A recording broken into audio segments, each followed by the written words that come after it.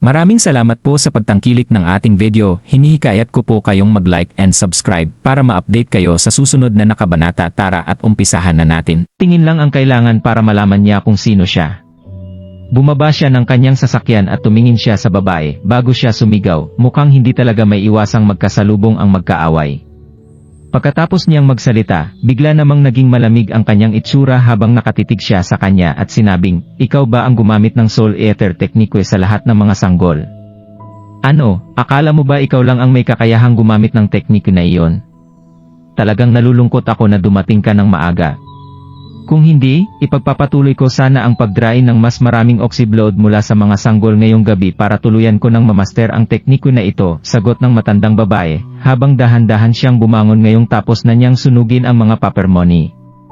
Lumingon siya kay Gerald, makikita na ngayon ang mas matatag at determinadong tingin sa kanyang mga mata habang sinasabi niya, "Inaamin ko na makapangyarihan ka talaga, Gerald.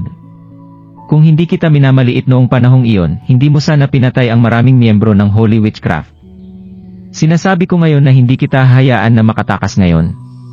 Kung alam mo kung ano ang makakabuti para sayo, maging masunurin ka at sumunod ka sa akin. Naghihintay sayo ang dakilang Panginoon." Ang matandang babae na ito ay walang iba kundi si Tiara, ang pinuno ng Holy Witchcraft. Nakasil ang kanyang inner strength noon, kaya pinatay ni Tiara ang kanyang kapatid na si Chester. Gusto ni Gerald na patayin siya noon para ipaghiganti ang pagkamatay ni Chester, ngunit hindi niya kayang gawin iyon dahil priority niya ang pagtakas noon. Naalala rin ni Gerald na tinawag ni Queen na si Tiara noon. Mukhang magkakilala pala ang dalawa. Dahil doon, naghihinala na nagtanong si Gerald, ang dakilang Panginoon. "Si Queen na ba ang tinutukoy mo?" "Siya nga. Sasabihin ko sa iyo ngayong ang kadakilaan ng aming Panginoon. Siguro alam mo naman na mayroong 3 main religions at 9 na school of thought, hindi ba? Sinasabi ko sa iyo na ang lahat ng 3 religions ay nasa ilalim na ng aming dakilang Panginoon.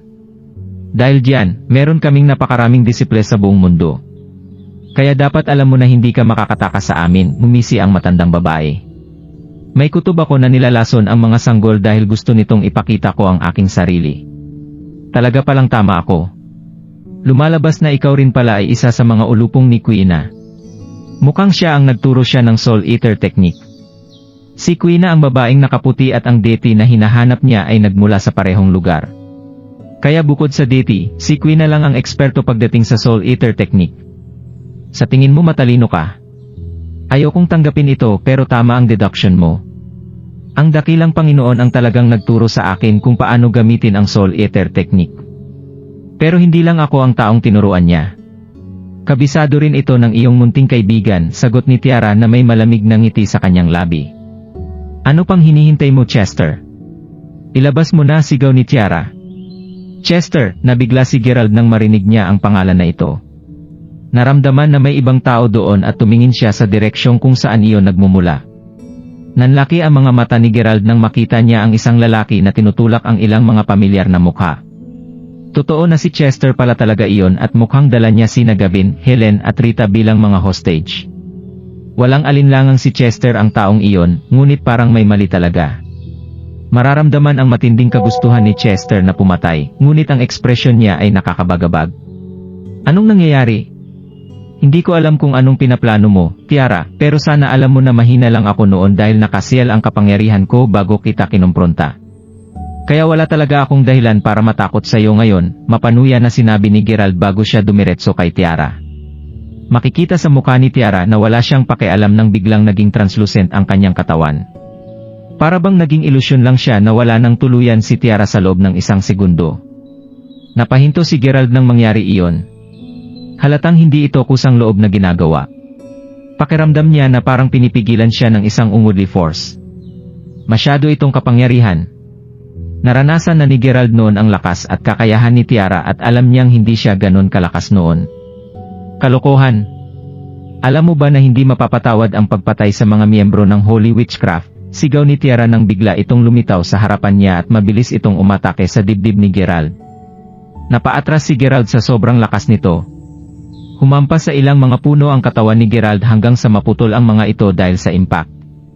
Hindi may kukumpara sa isang ordinaryong tao ang katawan ni Gerald at ngayon lang niya na-activate ang kanyang inner strength, kaya sigurado siya na hindi magiging masyadong masakit ang inner strength ni Tiara. Kung tutuusin, masyadong malaki ang gap sa kapangyarihan nila kumpara noong huli silang nagkita. Sa pagkakataon na ito, ang inner strength ni Tiara ay mas malakas na ngayon kaysa sa kanya. Gayunpaman, naramdaman ni Gerald na ang kanyang inner strength ay talagang kakaiba, ngunit hindi niya alam kung bakit. Humampas ang katawan ni Gerald sa isang puno at ito ang pumigil sa kanya, ngunit agad naman siyang sumuka ng dugo. Hirap na hirap siyang nang bumagsak sa lupa ang kanyang malata na katawan. Naramdaman niya ang matinding sakit sa kanyang mga buto nang humampas sa lupa ang kanyang katawan. Ramdam na ramdam niya na parang magigiba ang kanyang buong katawan. Kahit pa sobrang tindi ng pagdurusa niya, hindi pa rin siya binigyan ni Tiara ng pagkakataong maibsan ang kanyang sarili sa sakit na nararamdaman niya. Muli siyang humarap kay Gerald at sinakal ng matandang babae ang kanyang lalamunan gamit ang isang kamay. Ang pagkakahawak niya ay parang sinasakal si Gerald ng dalawang higanting bakal na sipit. At nang tumingin siya sa matandang babae, sumalubong sa kanya ang kasuklam-suklam at mabangis na mukha nito. Sinabihan ako ng Panginoon na iligtas ang iyong buhay, pero mukhang hindi ko magagawa iyon. Kailangan kong maghiganti, Gerald. Kailangan ko ito higit sa kahit ano paman sa mundong ito. Ipaghihiganti ko ang lahat ng buhay na kinuha mo mula sa Holy Witchcraft noong araw na iyon, kahit pa ito ang huling bagay na gagawin ko, angal ni Tiara. Hindi nakapagpahinga si Gerald sa bawat pagkakataon at palagi siyang nagugulat sa biglaang paglakas ni Tiara. Hindi siya makawala sa pagkakahawak nito at pakiramdam ni Gerald na siya ay parang isang kawawang bata. Malakas ang kutob ni Gerald na parang may mali talaga at mukhang totoo nga ito. Matapos itong pag-isipan ng mabuti, napagtanto ni Gerald na ang kasalukuyang inner strength ni Tiara ay talagang katumbas ng kay Quina. Anong ginawa ni Quina sa kanya?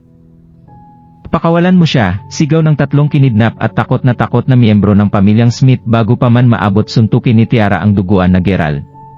Sumigaw ng malakas si Rita kaysa sa mga magulang ni Mila. Ha? Hindi karapat-dapat na sayangin ko ang lakas ko para sa mga taong tulad niya. Hoy, Chester!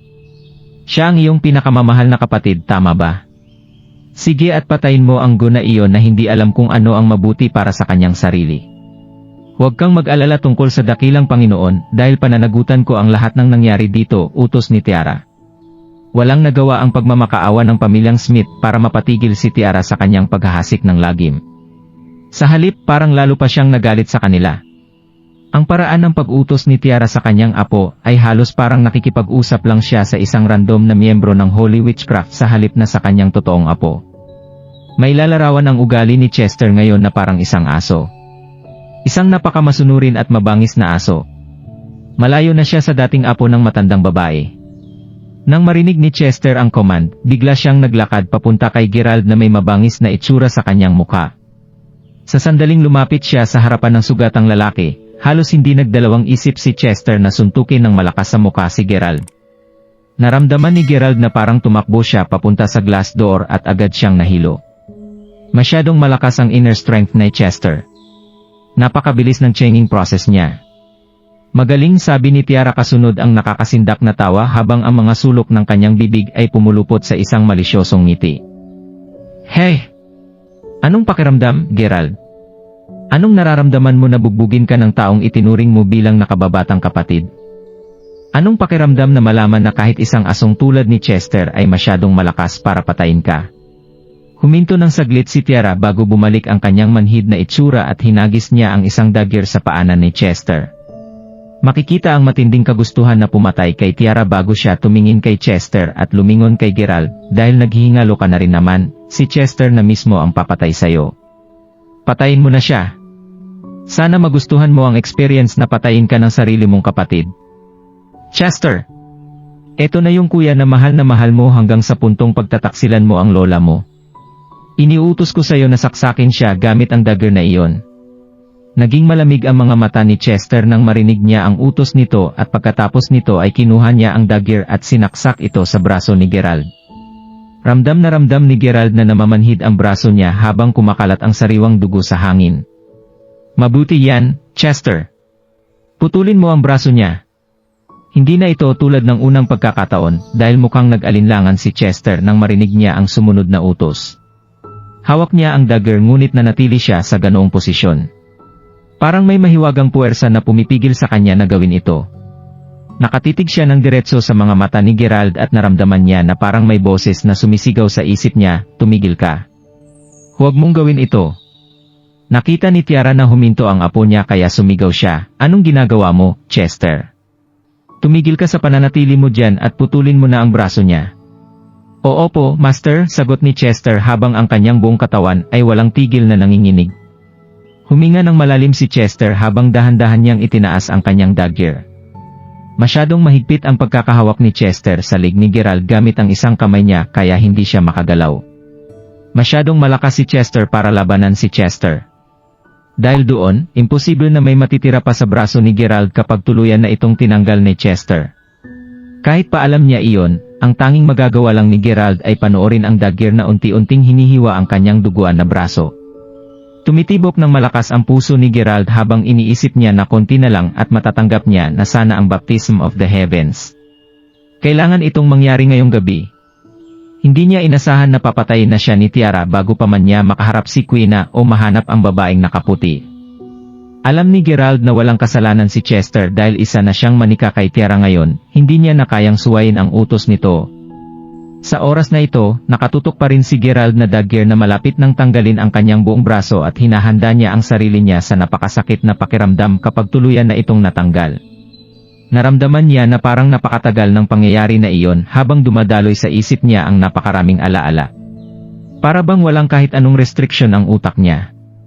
Naalala ni Gerald ang isang kasabihan na makikita mo ang buong buhay mo sa loob ng 10 segundo bago ka mamatay. Siguro nararanasan niya na iyon ngayon. Binabalot siya ng napakaraming alaala nang biglang nakakita si Gerald ng napakalinaw na katawan sa kanyang harapan. Si Mila ang taong iyon. Buhay pa kaya si Mila? Kamusta na kaya siya ngayon kung buhay pa siya? Maganda ba ang buhay niya? Miserable? Meron na bang nagmamahal sa kanya ngayon? O baka siya ay pinapahirapan ngayon? Ang Pledge of the Holy Water ay magaganap na sa lalong madaling panahon. Papa, Mama, Jessica, Lolo, at Lira. Ito na ba ang huling araw ko? Mamamatay ba ako nang nahihirapan habang naubusan ako ng dugo pagkatapos matanggal ang mga braso at paa ko? Hindi ako papayag na mangyari ito. Kailangan kong ipagpatuloy ang aking buhay. Kailangan ko siyang hanapin hanggang sa wakas ay makita ko na muli ng sarili kong mga mata si Mila. Habang iniisip niya ito, biglang gumalaw ng mabilis ang katawan ni Gerald. Hindi man lang niya napansin kung nasaan ang braso o dagger ni Chester sa sandaling iyon, pero kahit papaano ay nahawakan ni Gerald ng mahigpit ang pulso ni Chester. Pinigilan ni Gerald ang kamay ni Chester, kaya lalong naging mabagsik ang mga mata niya habang sinubukan niyang umatake muli kay Gerald. Sa pagkakataong iyon, patuloy pa rin na dumudugo ang braso ni Gerald dahil sa mga sugat niya nang bigla niyang sinara ang kanyang bibig at sinabing, nakalimutan mo na ba na gusto mong pagsisihan ang iyong mga kasalanan, Chester? Huwag mong hayaang patuloy kang gamitin ni Tiara para gumawa ng mas maraming krimen. Napahinto si Chester nang marinig niya iyon. Sa oras na iyon, biglang kuminang ang duguan na jade pendant ni Gerald. Bago pa makareact ang sinuman, isang gintong liwanag ang lumiwanag ng matindi dito. Ang liwanag ay naging isang matinding spotlight at sinikatan nito ang buong lugar gamit ang nakabulag na flash. Si Chester mismo ay tinamaan ng ginintuang liwanag at sa sandaling dumampi ito sa balat niya, sumigaw ng malakas ang lalaki. Nanlaki ang mata ni Gerald nang makita niyang lumabas ang itim na liwanag sa katawan ni Chester. Dahan-dahan na nawalan ng lakas at kapangyarihan si Chester sa sandaling iyon. Mabilis rin na nawala ang kanyang vitality nang tumigil na siya sa pagsigaw, hanggang sa nanghina si Chester pagkatapos niyang itulak si Gerald. Nahulog ang lalaki sa lupa at tuluyan nang nawala ng malay. Chester, sabi ni Gerald habang duguan niyang sugat. Kahit anong tawag niya, hindi na talagang magalaw ang katawan ni Chester. Sa sandaling iyon, biglang nawala ang gintong ilaw sa pendant at napalitan ito ng 7 kulay ng rainbow. Nagulat si Gerald nang makita niya ang pagbabagong ito. Ang Jedi pendant ay kakaiba na talaga ngayon. Hindi ko alam na meron kang mahiwagang treasure, Gerald, sigaw ni Tiara habang kumikislap ang kanyang mga mata. Paniguradong magiging mas malakas ako kapag nakuha ko iyon, dagdag ni Tiara nang bigla siyang sumugod na puno ng kasakiman ang kanyang mga mata. Ngunit bago pa man siya makalapit, maririnig ang mga kaluskos biglang na pumapalibot sa maraming mga direksyon. Bago pa man siya makapag-react, 8 tao na ang pumalibot sa kanya at kay Gerald. Sabi mo ba karapat dapat mong makuha ang kayamanan na iyon, tanda? Sa amin si Gerald. Sigaw ng isa sa 8 lalaki. Namumutla ang mga lalaking nakapalibot dito at sa totoo lang, mukha na silang patay ng ilang araw. Gayunpaman, malakas ang boses ng taong sumigaw. Kahit pa ganoon ang itsura nila, makikita na mas malakas at may kayayahan sila kaysa kay Tiara. May malalakas na master pala na tulad ng mga ito. At sila pa ay sabay-sabay na magpapakita sa oras na ito. Takot na takot si Gerald habang nakatingin siya sa kanila. Ano nga ba ang nangyayari? Nasindak si Gerald nang maramdaman niya ang malaking pinagkaiba ng inner strength nila Tiara, Chester at ng walang lalaki kumpara sa kanya. Natandaan ni Gerald na binanggit ni Tiara ang 3 religions at ang 9 school of thoughts, kaya nalaman niya ngayon na ito ay 2 puwersa na naglalaban. Mukhang mula sa kanila si Quen na, ngunit mukhang mula sa iba ang mga lalaking ito. Sigurado si Gerald na nandito ang puwersa na ito para kunin siya. Oh? Ganon ba? Tingnan natin kung kaya niyo akong kalabanin, ganti ni Tiara habang nakatitig kay Gerald bago siya sumugod sa kanya. Nang makita iyon, ganoon din ang ginawa ng 8 lalaki. Makalipas ang ilang segundo, hinawakan nila ang magkabilang mga braso at binti ni Gerald at hinila nila ito gamit ang buong lakas nila. Hihilahin nila ang buong katawan ko. Desidido si Gerald na makakatakas siya ng buhay dito, ngunit mahirap panatilihin ang pag-asa na iyon kung mapupunit ang mga kamay at paa niya. Jade Pendant. Jade Pendant. Totoo ba na spiritual artifact ka? Kung naririnig mo ako, tulungan mo ako sa pangalawang pagkakataon. Hindi pa ako pwedeng mamatay. Please ayoko pang mamatay, sigaw ni Gerald sa isip niya dahil umaasa siyang magre-react ang Jade Pendant sa kanyang paghingi ng tulong. Sa kasamaang palad, wala siyang nakuhang reaksyon sa Jade Pendant. Sobrang lungkot at desperado ni Gerald nang makita niyang lumalabas ang mga dugo niya habang hinihila siya ng 2 panig. Naramdaman niya ang huling masakit na pakiramdam sa kanyang katawan nang biglang sumabog ang mga ugat sa kanyang katawan. Sa sandaling iyon, bigla siyang binalot ng napakatinding puwersa sa kanyang katawan. Ang kakaibang puwersa na ito ay parang sumabog sa kanyang katawan at ang lakas na ito ay dahilan kung bakit lumipad paatras ang 2 magkalabang panig. Iyon ang huling naalala ni Gerald bago magdilim ang kanyang paningin hanggang sa nawalan na siya ng malay. Nang bumangon siya, napagtanto niyang nakahiga na siya sa loob ng isang kwarto. Napagtanto na may isang grupo ng mga tao na nakapalibot sa kanya. Nanatiling tulala pa rin si Gerald nang makita niyang si Narita, Gavin at Helen ang kasama niya. Mark Crawford. Sa wakas gising ka na, sigaw ni Jace na mukhang kanina pa nakaupo sa tabi niya. Napagtanto niya na meron siyang mga bandage sa katawan niya at doon niya rin na-realize na si Jace ang tumulong sa kanya na gumaling. Oo. Salamat, Dilmab, sagot ni Gerald habang hawak niya ang kanyang mga sugat. Naalala niya sa oras na iyon na muntik na siyang mapatay ni Tiara at ng 8 lalaking iyon, kaya lumingon si Gerald sa mga miyembro ng pamilyang Smith at nagtanong, Tita Helen.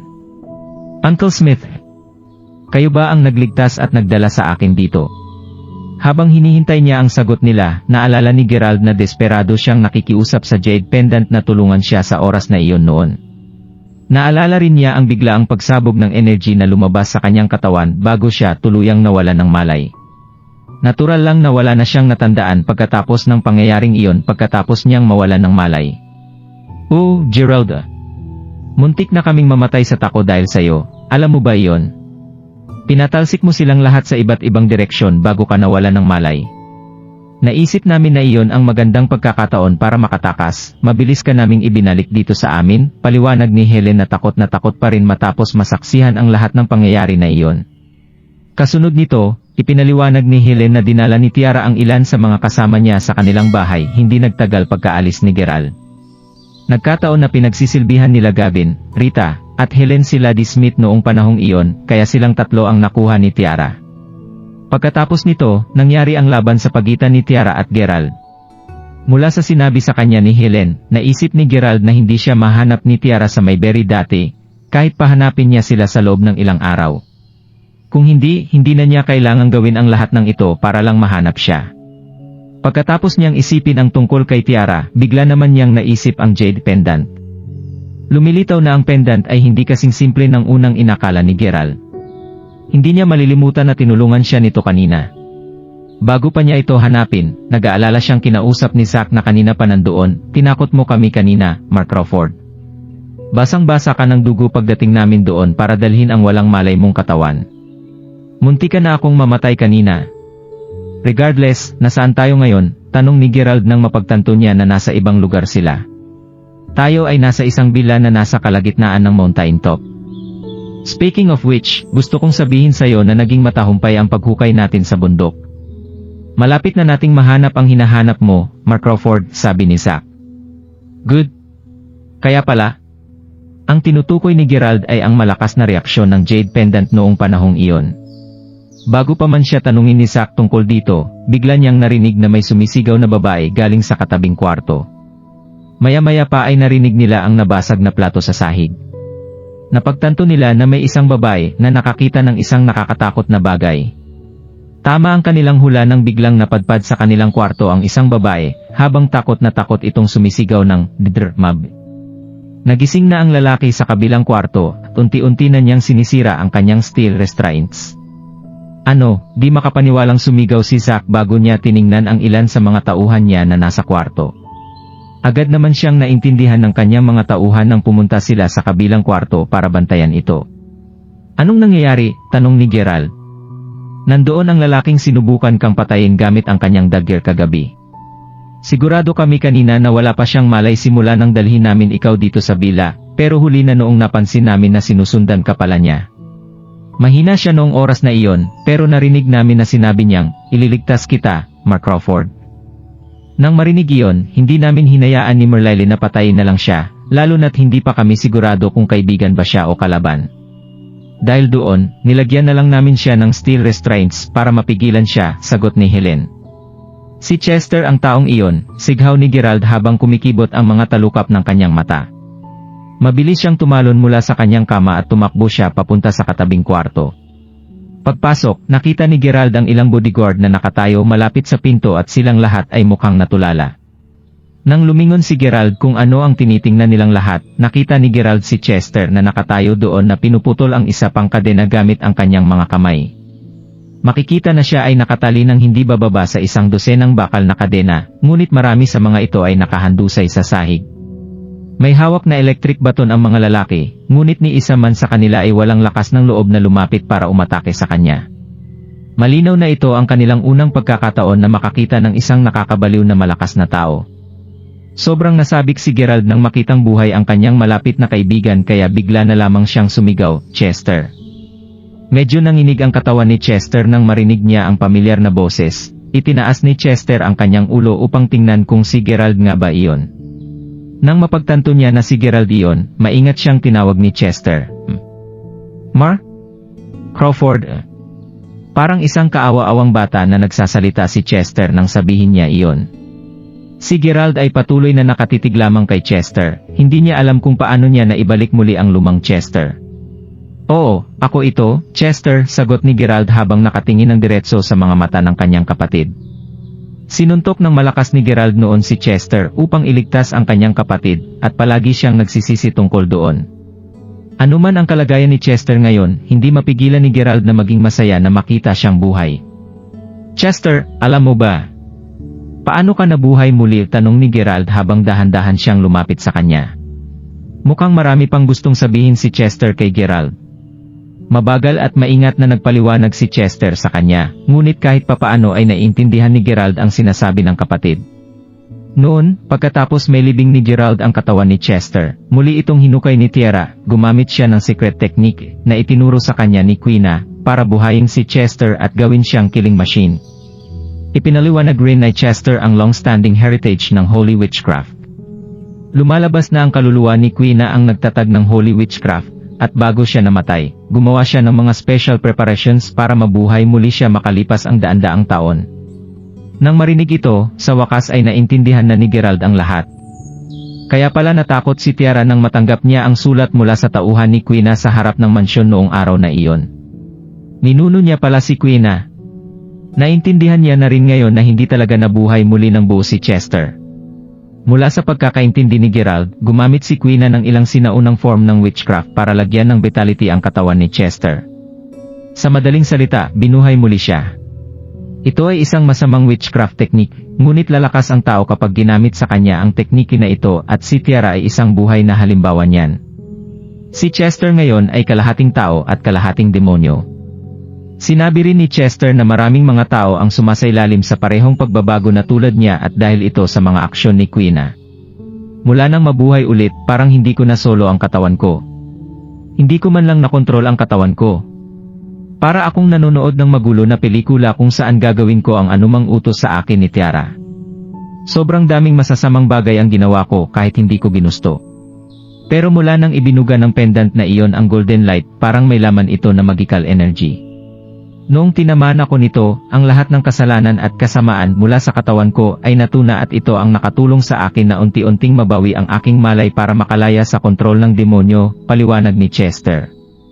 Base sa sinabi sa kanya ni Master Ghost, ang young energy ni Gerald ay masculine dahil hindi pa ito sumasailalim sa heavenly baptism. Bukod pa doon, sinabi rin ni Master Ghost na ang may-ari ng Jade Pendant ay may mahigpit na koneksyon sa kanya. Dahil doon, ang Jade Pendant ay hindi isang ordinaryong bagay. Naalala ni Gerald kung gaano kaliwanag ang Jade Pendant habang sinasakal pa siya ni Chester. Naalala rin niya na lumabas ang itim na bagay sa kanyang katawan. Paniguradong nilinis ng Jade Pendant ang masamang bagay na nasa katawan ni Chester sa oras na iyon. Chester, sino ang 8 lalaking iyon? Ang lakas ng pinapamalas niyong inner strength, hindi ito matutumbasan kasalukuyan kong inner strength. Parang hindi ko kayang saktan ang sinuman sa inyo gamit ang lakas ko ngayon, sabi ni Gerald. Ay, ang mga taong iyon. Galing sila sa isang organization na tinatawag na Judgment Portal. Nag-report si Tiara kay Quina noon, narinig kong binanggit nila na ang Judgment Portal at ang Squad of Divine Grimness ay mga bagong forces. Mula sa nalaman ko, ang grupo ng Judgment Portal ay patuloy na lumalaban sa Squad of Divine Grimness. Sinusubukan kang hanapin ang grupo nila. Noong nakaharap ko sila, sinabi ng isa sa mga miyembro ng Judgment Portal na gusto kanilang hulihin bago ka pumunta sa Ancient upang hanapin ang bangkay ng Celestial Lady, paliwanag ni Chester sabay ubo.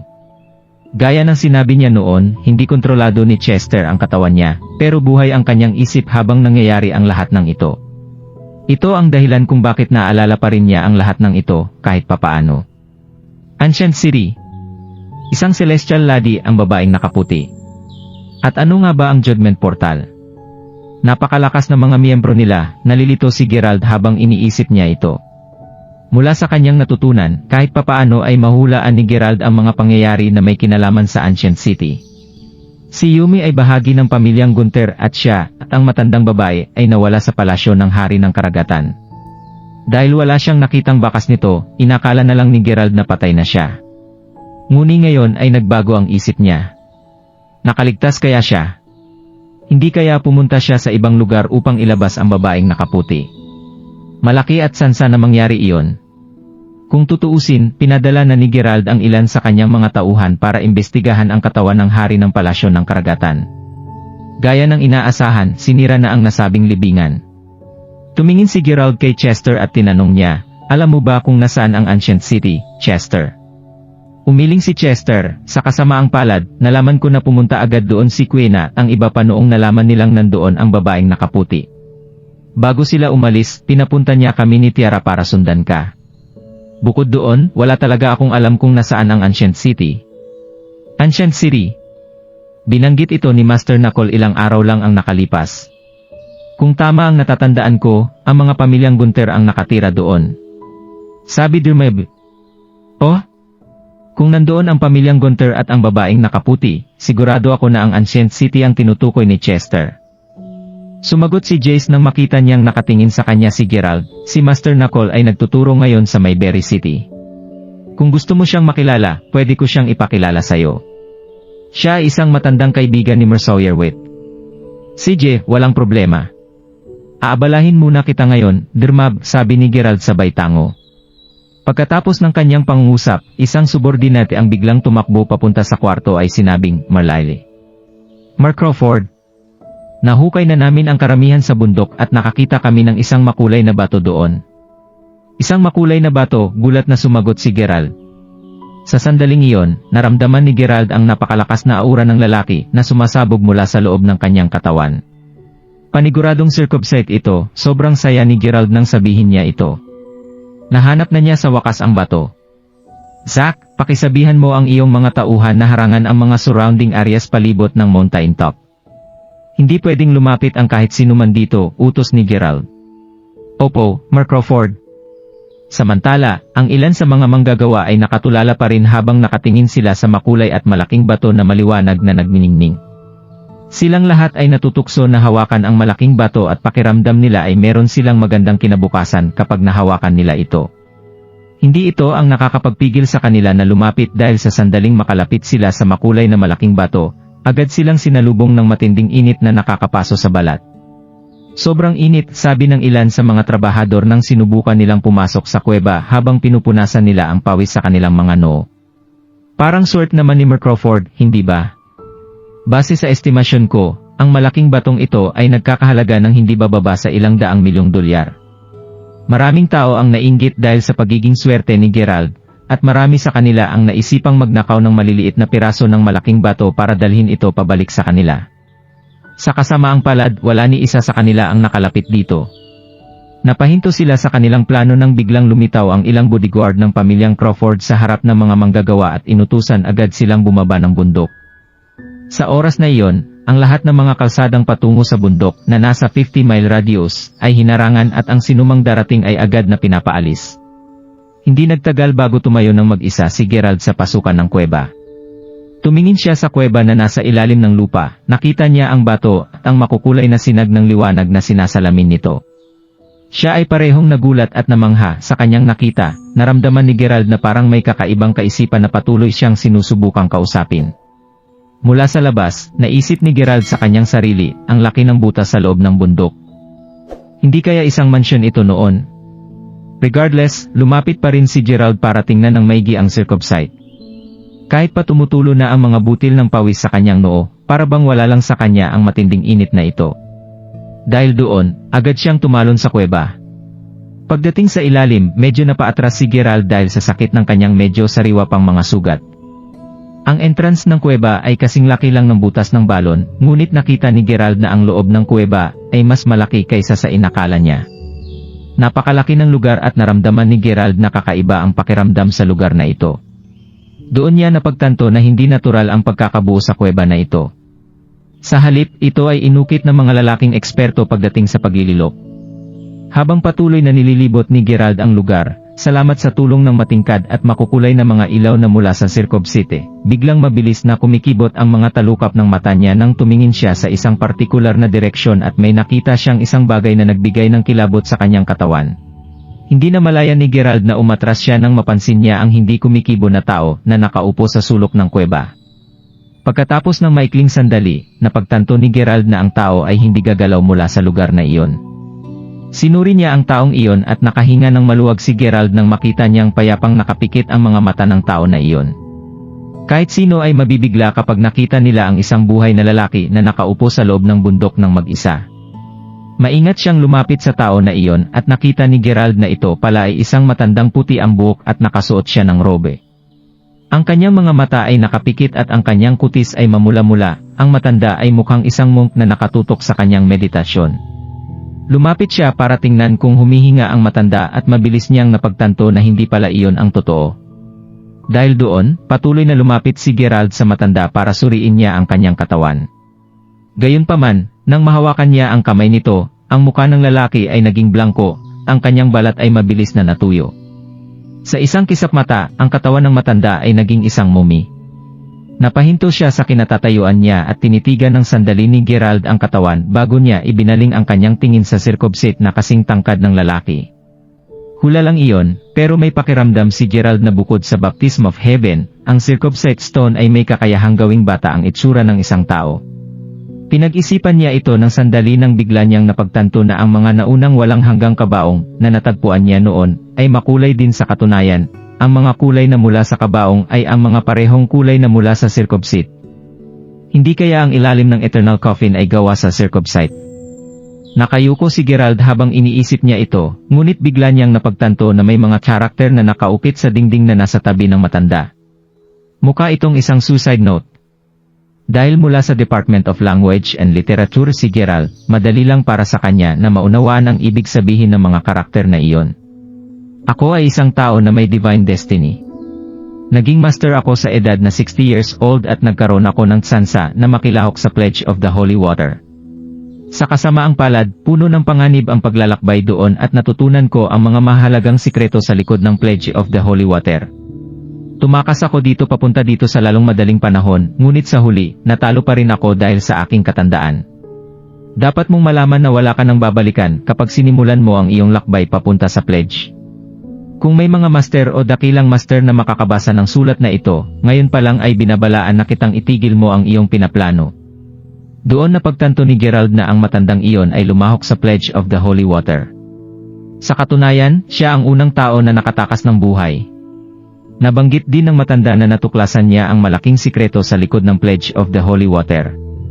Lumalabas pa na siya ang unang tao na nakalabas ng buhay. Masyadong mahiwaga ang Pledge of the Holy Water at ang sinumang tao na maglalakbay papunta dito ay may maliit na tsansa na makaligtas. Ang pinakamalaking mystery sa Pledge ay ang connection nito sa Sun Ligoy. Gayunpaman, hawak ni Gerald ang Death Course. Dahil doon, malalaman niya ang sikreto sa likod ng Pledge of the Holy Water kahit ano pa ang mangyari. Hindi makapigil sa kanya kahit ang kamatayan. Napailing si Gerald habang iniisip niya ito at pagkatapos ay ipinagpatuloy ni Gerald ang pagsusuri niya sa kuweba na nasa loob ng bundok. Doon niya nakumpirma na natakpan na ang natitirang bahagi nito. Siya ang kauna-unahang gumawa ng butas sa kuweba. Pero, paano nakapasok ang matanda sa kuweba? Hindi talaga ito maintindihan ni Gerald. Hindi ito ang tamang oras para isipin iyon. Kung tutuusin, kailangan pa ring harapin ni Gerald ang Squad of Divine Grimness ni Quina at ang Judgment Portals, na parehong may nakakatakot na layunin at determinasyon. Hindi mapapayag si Gerald na mapunta sa kanilang mga kamay ang babaeng nakaputi, dahil paniguradong mabibigo si Gerald kahit na malapit na siyang magtagumpay kung mangyari man iyon. Kailangan niya munang ituon ang atensyon niya sa circumcise. Yumuko siya ng kaunti para magbigay galang sa matanda, saka naglakad si Gerald papunta sa circumcise stone. Habang papalapit siya dito, mas lalong lumakas ang tibok ng puso niya na parang nakakaranas siya ng matinding pag-asa. Nang mahawakan niya ang bato, naramdaman niya ang matinding bugso ng init mula dito. Ang init ay pumasok sa katawan ni Gerald at mabilis itong umikot sa loob niya. Sa sandaling ito, ang mga pores niya ay bumubukas at sumasara habang tinatanggap niya ang baptism of heaven. Makalipas ang 3 araw, maraming mga pamilyar na tao ang pumalibot sa mountain top. Si Tiara at ang 8 lalaking iyon. Ha? Buhay ka pa, tanda? Kung hindi dahil sa'yo, nasa amin na sana si Gerald. Ilang araw pa lang ang nakalipas ng palibutan at pagtulungan nila si Gerald. Sa kasamaang palad, lumipad sila sa isa't ibang direksyon dahil sa puwersa mula sa dagger ni Gerald. Nagulat rin ang 9 na tao na iyon nang mapagtanto nilang nakasiel ang kanilang inner strength. Masyadong malakas ang sandata ni Gerald, kaya talagang natakot ang 9 na tao hanggang sa tumakbo sila para iligtas ang kanilang buhay. Nang makatakas sila, naalala nila na hindi pa nakontrol ni Gerald ng maayos ang kapangyarihan ng Jade Pendant. Unti-unting binawi ng 9 na tao ang lakas nila nang naisipan nilang nakawin ang dagger ni Gerald bago nila ito dadakipin. Dahil doon, silang lahat ay nagsimulang maglakad patungo sa mountain top nang mabawi nila ang kanilang inner strength. Gayunpaman, hindi inasahan ng 2 magkalaban na makakasalubong nila ang bawat isa. Hindi may iwasan na mag-away sila habang lumalakbay sila sa buong daan doon. Malas ka dahil nagkasalubong tayo ngayon. Sinisiguro ko sa iyo ngayon na ako ang makakuha kay Gerald at sa Jade Pendant na iyon. Pagkatapos ng kanilang panandaliang pagtatalo, silang 9 ay mabilis na nakalampas sa restricted area sa mountain top. Natakot ang ilang sa mga bodyguard nang mapansin nila ang mabilis na pagpasok ng mga taong iyon. Dahil doon, mabilis nilang sinabihan ang kanilang higher-up tungkol sa kanilang nakita. Pagkatapos ipasa ng mga gwardiya ang message, ang grupo ng mga tao ay nakarating na sa tuktok ng bundok. Nagpakita ka na rin sa wakas, sigaw ni Chester habang papalapit sila sa entrance ng kuweba. Ilang araw nang nakaupo si Chester habang nakadekwatro ang kanyang paa at nakabantay siya sa tuktok ng bundok, ngunit bigla namang nakita ang maitinding hinanakit sa kanyang mga mata nang makita niya ang 9 na tao. Siyempre, lalo lumala ang galit niya nang makita niya si Tiara. Taksil ka. Hindi ko inasahan na maibabalik ni Gerald ang isip mo, mapanuya na sinabi ni Tiara habang makikita ang matinding intensyon na pumatay sa kanyang mga mata. Nakasara ng mahigpit ang kanyang kamao bago sumagot si Chester. Ginawa niya iyon dahil binigyan ako ni Mark Crawford ng pagkakataong maghiganti. Ang matandang ito ay tinuturing niya bilang isang lola, ngunit hindi kailanman itinuring ni Tiara si Chester bilang kanyang apo. Sa katunayan, sigurado siya na tinuturing lang siya nito bilang isang aso.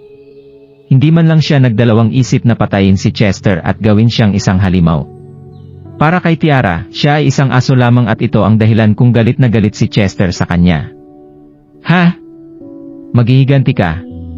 Mukhang pareho na kayo ng mindset ni Gerald dahil kasama mo siya parati. Ang kapal ng mukha mo para maisip mong maghiganti sa akin, Chester. Naiintindihan ko na ngayon.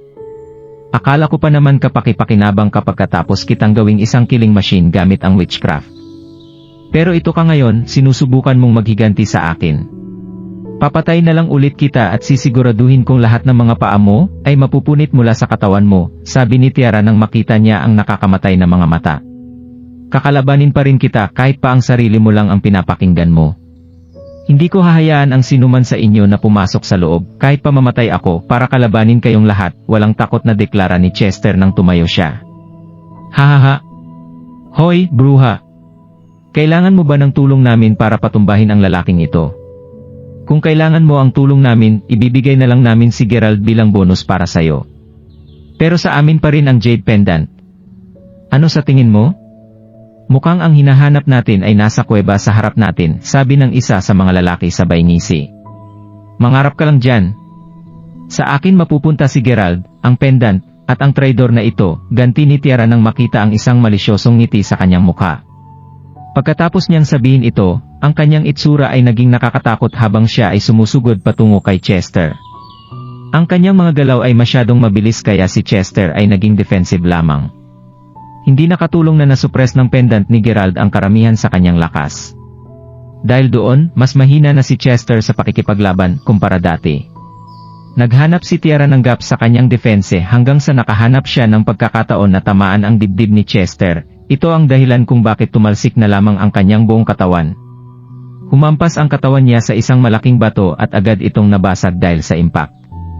Ito ang pangalawang pagkakataon na sumuka agad ng dugo si Chester. Kahit pa ginamit ni Tiara ang lahat ng lakas niya para gawin ang nakakamatay na atake na iyon, ang dugo ang mukha na si Chester ay nakatayo pa rin, kahit pa medyo nanginginig ang kanyang katawan. Ikaw, makakapasok ka lang kung patay na ako. Sigaw ni Chester nang naging maputi ang kanyang mga mata habang ang kanyang mukha ay pulang-pula dahil sa dugo na bumabalot dito. Hey! Nakatayo pa rin siya pagkatapos mong gumamit ng nakamamatay na pag-atake sa kanya, matandang bruha. Sigurado ka bang hindi mo kailangan ang tulong namin, mapangasar na sinabi ng walang lalaki. Ang walang lalaki ay nakatayo lang sa gilid at tuwang-tuwa sila habang pinapanood ang pangyayari na ito. Katahimikan. Isang huling atake lang ang kailangan ko. Paniguradong mamamatay siya kapag naputol ko ang lahat ng meridian sa kanyang katawan, sigaw ni Tiara habang naghahanda siya sa isa pang suntok. Mabangis ang kanyang itsura at sigurado na si Chester na ito ang huling pagkakataon niyang mabuhay nang bigla niyang narinig na may sumisigaw, lumaban ka. Ang boses ay parang nanggaling sa tabi ng kanyang mga tainga. Hindi. Parang nanggaling ito sa kanya. Wala nang pakialam si Chester kung ano man ang mangyari ngayon. Bilang huling laban niya, itinaas niya ang kanyang braso para subukang kontrahin ang huling suntok ni Tiara. Masyado mong pinahalagahan ang abilities, bata ngumisi si Tiara habang naghahanda siyang gawing doble ang lakas ng suntok niya. Determinado siyang putulin ang lahat ng meridian sa katawan ni Chester para matapos na ang lahat. Nang magkasalubong ang kanilang mga kamao, isang malakas na pagsabog ang narinig. Hindi nakagalaw si Chester mula sa impact, ngunit iba ang nangyari para kay Tiara. Ang matandang babae ay bigla na lang lumipad pa atras mula sa impact, sinira nito ang dose-dosenang makapal na puno ng bumangga ang kanyang katawan sa mga ito. Para siyang tinamaan ng malakas na tornado at naramdaman niya na parang nasira ang buong katawan niya mula sa epekto nito. Nag-iwan siya ng maraming dugo sa lapag nang sumuka siya dahil sa lahat ng damage na natamo niya. Sa wakas ay huminto siya sa huling puno na humampas sa katawan niya. Sa puntong iyon, ang kanyang apat na paa ay duguan at naramdaman niya na ang karamihan sa kanyang mga internal organs ay nasira na ng tuluyan. Dahan-dahan niyang itinaas ang kanyang ulo upang tingnan si Chester, hindi makapaniwala habang natatakot siya pagkatapos ay bumulong siya, paano? Paano ito nangyari? Habang sumusuka ng mas maraming dugo si Tiara, nanlaki ang mga mata ng 8 lalaki na nanonood sa gilid nang magulat sila sa kanilang nakita. Hindi nila inasahan na may malakas na suntok na maibubuga si Chester. Hindi sa akin galing iyon. Hindi iyon ang kapangyarihan ko. Masyado nang malala ang pinasala na natamo ni Gerald nang dahan-dahang lumingon si Chester sa likuran niya. Makikita na nandoon si Gerald. Hindi napansin ni Chester kung kailan pa siya sinusundan ni Gerald, ngunit alam niya ngayon na kakaiba ang pakiramdam niya habang nakatingin siya sa lalaking ito. Parang sumailalim sa isang malaking pagbabago ang kutis ni Gerald dahil ito ay kasing puti ng perlas. Kakaiba pa na ang buhok ni Gerald ay naging kulay purplish black shade. Kung hindi pa ito sapat, para bang may pumapalibot sa kanya na kulay purple na mist. Sa pagkakaintindi ni Chester, parang may hindi nakikitang pressure sa purple mist na lumilibot sa katawan ni Gerald at hindi ito aalis sa kanya anuman ang mangyari. Nanginginig ang buong katawan ni Chester nang maramdaman niya na parang gumaan ang loob niya nang sabihin niyang, "Ma'am Crawford. Mukhang nasa matinding gulo ka na naman, Chester. Umalis ka na ngayon. Tutulungan kitang pagalingin ang mga sugat mo mamaya," kaswal na sinabi ni Gerald. "Hindi kaya matagumpay mong natapos ang Baptism of Heaven?" Excited na tinanong ni Chester sabay tango. "Oo," sagot ni Gerald habang nakangiti siya. Ang inner strength ni Gerald ay sumailalim sa Baptism of Heaven sa tulong ng Circumcised Stone, kaya kontrolado na niya ng buo ang kanyang yin energy. Dahil doon, alam ni Gerald na hindi na niya kailangang mag-alala o matakot na hindi siya makakalaban kay Quina, Tiara, o sinumang tao na may malakas na yin physique. "Gerald, paano? Paano ka naging napakalakas? Dahil ba ito sa Jade Pendant?" Binigyan ka nito ng matinding lakas, takot na sumigaw si Tiara habang duguan ang kanyang mukha. "Ha? Alam ko na ang Jade Pendant ay hindi isang ordinaryong bagay. Yayaman na tayo kapag nakuha natin ang pendant at si Gerald," sabi ng isa sa 8 lalaki. Sandali silang nabulag sa kanilang kasakiman kaya hindi nila inisip ang kakayahan ni Gerald. Sa katunayan, ang bawat isa ay nagtitiwala na madali nilang makukuha ang pendant ni Gerald. Kung tutuusin, paano sila matatalo ni Gerald kung hindi niya ito nagawa sa pangalawang pagkakataon? "Lumapit kayo kung gusto niyong kunin ito," sigaw ni Gerald habang nakangiti. Nang marinig iyon, ang isa sa mga lalaki ay agad na iwinagayway ang kanyang kamay at ito ang naging senyas para sumugod ang grupo nila kay Gerald na parang isang grupo ng mga baliw na aso. Gayunpaman, mas mabilis ngayon si Gerald. Agad niyang ginamit ang kanyang functional yin energy para baliin ang 7 leg ng mga lalaking ito. "Aano?" nauutal na sinabi ng huling lalaking nakatayo habang nakatingin siya sa kanyang mga kasamahan na patay na. Wala man lang ni isa sa kanila ang nakalapit kay Gerald para nakawin ito. Naghiperventilate siya ng saglit at nagulat ang lalaki nang maisip niya, hindi ko siya kayang labanan dahil alam kong mamamatay ako." Tumalikod siya para tumakbo nang bigla siyang nakaramdam ng malakas na puwersa na humila sa kanya sa ere. Hindi man lang makalaban ang lalaki nang naramdaman niyang nilamon ng malakas na puwersa ang kanyang meridian. Bumagsak ang katawan niya mula sa taas at ang kanyang katawan ay bumagsak sa lupa kasunod ang malakas na hampas. "Please, maawa ka sa akin, Mark Crawford," takot na takot ang lalaki habang gumagapang pabalik bago siya lumuhod sa harap ni Gerald, habang nanginginig siya sa sobrang takot. Naramdaman ni Gerald na siya ay isang panibagong tao pagkatapos ng 3 araw nang huli silang magkita. Masyado siyang malakas. May utak naman ang lalaki at niya na hindi niya dapat ipagpatuloy ang pakikipaglaban kapag masyadong malakas ang kanyang mga nilalabanan. Ang magagawa niya lang ngayon ay tumakas kung gusto niyang makalabas ng buhay. "Kung hindi mo ako papatayin, may sasabihin akong ng isang malaking sikreto sa'yo, Mark Crawford." Nag-aalangan na sinabi ng lalaki habang humihinga siya ng malalim. Gayunpaman, itinaas lang ni Gerald ang kanyang paa at tinapakan ang ulo ng lalaki. Napalunok ang lalaki bago siya nagsalita muli, "Sasabihin ko sa'yo ang lahat ng nalalaman ko basta't ipapangako mo sa akin na hindi mo ako papatayin." Susubukan na sana ng lalaki na kunin ang sandata na nakatago sa kanyang manggas, nang sumagot na lang bigla si Gerald, "Pasensya na pero hindi ako interesado." Pagkatapos nito, bigla niyang nilakasan ang puwersa ng kanyang paa at napisat ang ulo ng lalaki, at sumabog ito sa napakaraming mga piraso. Pagkatapos nito, lumingon si Gerald kay Tiara. Nabali lahat ang kanyang mga paa at ang matandang babae ay takot na nakatitig sa kanya nang gumapang siya palayo at tumakas.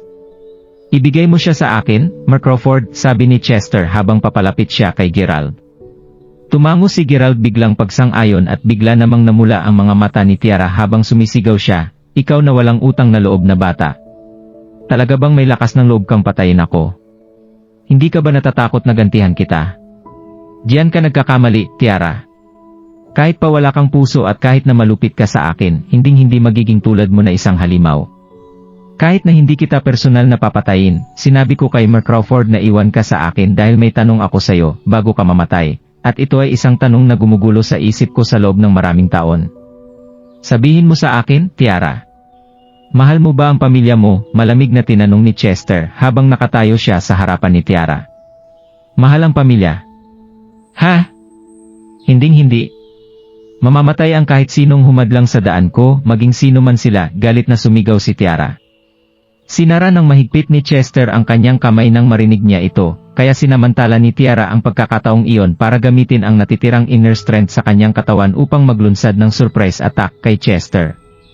Bago pa man siya makakilos, nakarinig si Tiara ng isang sipol nang marinig niya ang sinag ng liwanag na dumaan sa kanyang lig. Ilang segundo bago niya napagtanto na may butas na ang kanyang lig na kasing laki ng isang kamao, at nanlaki ang mga mata niya nang bumagsak ang kanyang walang buhay na katawan. Tuluyan nang nawalan ng buhay si Tiara. Binawi ni Gerald ang Dawnbreaker gamit ang kanyang isip at pagkatapos nito ay lumapit siya kay Chester at sinabing, talaga bang inaasahan mo na may gagawin siyang mabuti bago siya mamatay? Kahit pa alam mong wala nang natitirang bakas ng humanity sa puso niya. Alam kong nababahala ang isip mo kapag pinag-uusapan ang tatay mo. Pero dapat itatak mo sa isip mo na tapos na ang lahat ng paghihirap mo ngayon. Mahigpit na sinara ni Chester ang kanyang kamao nang marinig niya iyon at pagkatapos ay mariin siyang tumango. Naramdaman niya na tinapik ni Gerald ang kanyang braso bago niya sinabing, ano ang susunod nating gagawin, Mark Crawford? Kakilala ni Dumab si Master Nakol, siya ang nakakaalam ng history ng pamilyang Gunter, kaya gusto ko siyang bisitahin. Ang pamilyang Gunter ay isang napaka-misteryosong pamilya at mukhang may kaalaman sila tungkol sa babaeng nakaputi. Bago nawala si Yumi, alam kong sinusubukan din niyang hanapin ang babaeng nakaputi. Kahit pa nasira na ang palasyo ng hari ng karagatan, naisip ko lang na parang kakaiba na hindi pa nahanap ng mga tauhan ko ang bangkay ni Yumi, kahit na pagkatapos ng napakatagal na panahon. Naiintindihan mo ba kung ano ang sinusubukan kong sabihin, sabi ni Gerald. Mark Crawford. Sinasabi mo ba na malaki ang posibilidad na ang Celestial Lady ay dinala sa Gunter Manor, sagot ni Chester sabay tango. Bingo.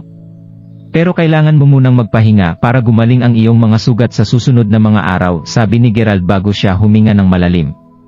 Makalipas ang ilang segundo, bumalik na ang normal na kulay ng kanyang buhok at ang ilang mist na nakapaligid sa kanya ay nagsimulang mawala na rin. Pinapatunayan lamang nito na lumakas ang inner strength ni Gerald pagkatapos niyang sumailalim sa Baptism of Heaven. Kinabukasan, si Master Nakol ay makikitang nagbibigay ng lecture tungkol sa mga charitable donations sa isang malaking auditorium sa loob ng Mayberry City. Si Master Nakol ay isang napakatanyag na tao sa Weston, kaya ang lahat ng nakikinig sa kanya ay talagang excited sa kanya.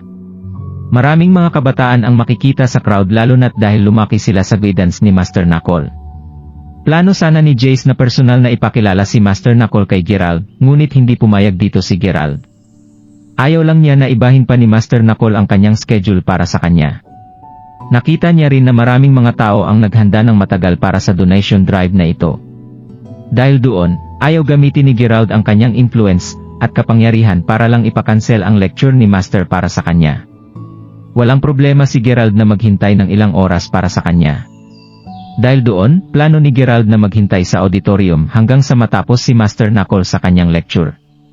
Habang naglalakad si Gerald papunta sa building, naramdaman niya na may tumapik sa kanyang balikat at sinabi ng taong iyon, Gerald.